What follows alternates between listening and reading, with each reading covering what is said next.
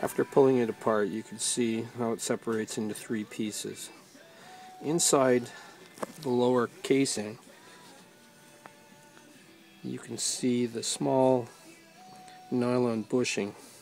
Usually what happens is the motor itself has seized up.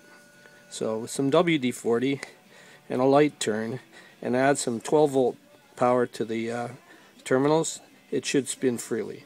Then all you need to do is just reassemble it. Everything back in place, and we'll fill her up and give her a test. So the Dingo has enough to give us a little window washer. Give it a test. Hang on. Oh, somebody's going to be very happy. Excellent.